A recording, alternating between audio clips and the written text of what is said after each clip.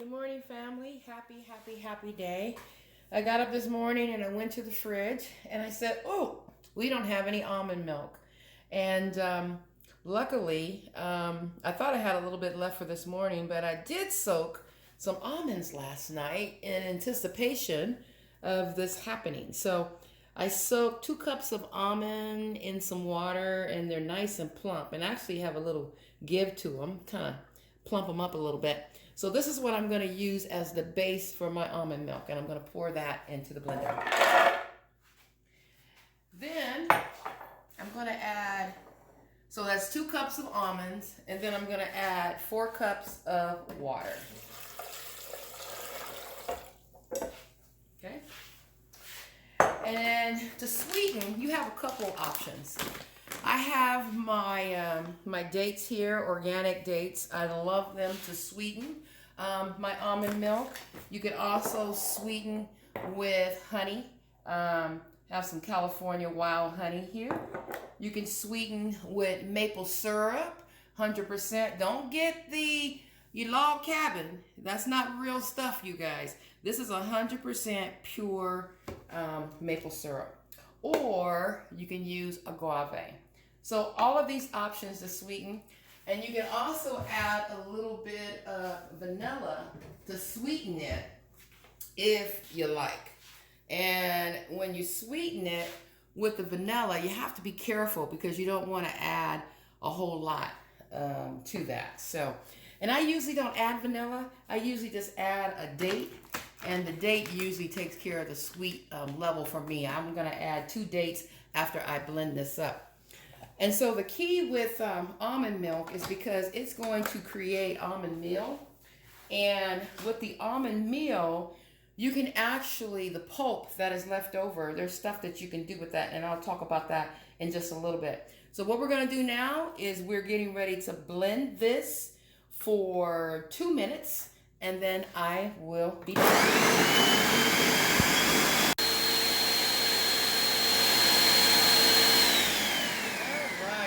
So this has been blending for probably about 3 minutes. And so now what I'm going to do is I need to strain this because it's going to have a heavy base to it, which I call the meal.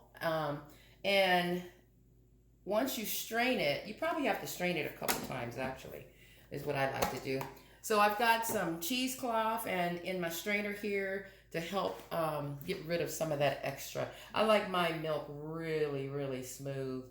And so I'm gonna go ahead and pour this in here. Let that drain down a little bit. And it's really nice and creamy. This is amazing when you talk about putting it in your coffee. If you like milk in your coffee, you know, because it's really thick. I want to make sure I get all the liquid out of it. You see all this? Now, this is called the meal. This is what I was talking about. And with the meal, you can make breads. You can put it in baked goods. You can put this in your smoothies as well. So I'm going to go ahead and pour a little bit more there. So it takes a little bit of time for it to kind of drain through. So I'm going to go ahead and work this for a little bit and then I will be back. Okay, family. So it's been about 10 minutes and I drained all of this, separated this meal from the milk. And like I said, it's pretty thick. It's pure almonds. You can add this to breads, to baked goods, to your smoothies. You can also take this and spread it out on a baking sheet put it in the oven for 2 to 3 hours on 250. And then you can put it in Ziploc bags and store it in your freezer.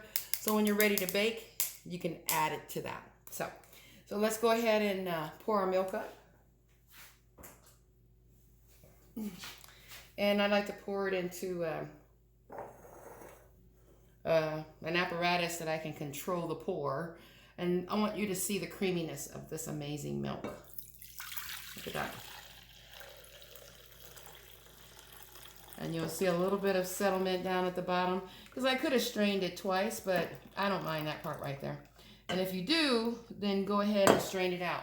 Probably strain it 2 or 3 times.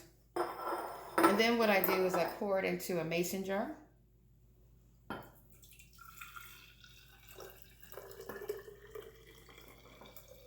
This is really good with coffee.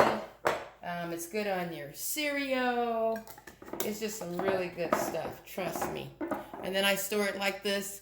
And I make this about every few days because it only lasts about 2 to 3 days in your refrigerator. So I hope this demystifies your almond milk. The almond milk that you buy in the store actually has additives in it. If you really check it out, it would really turn you off. You would think that it was a natural plant-based product and that you would have all natural ingredients in it. But in order to preserve the shelf life, they got to put stuff in it. So you see how easy this is? I took 2 cups of almonds. I took a couple dates, 2 cups of water, and I soaked the almonds overnight. I rinsed that water off. I put in 4 cups of water in my blender with the 2 cups of pre-soaked almonds. I added 2 dates, and voila. I have Miss Reina's almond milk. So enjoy, folks.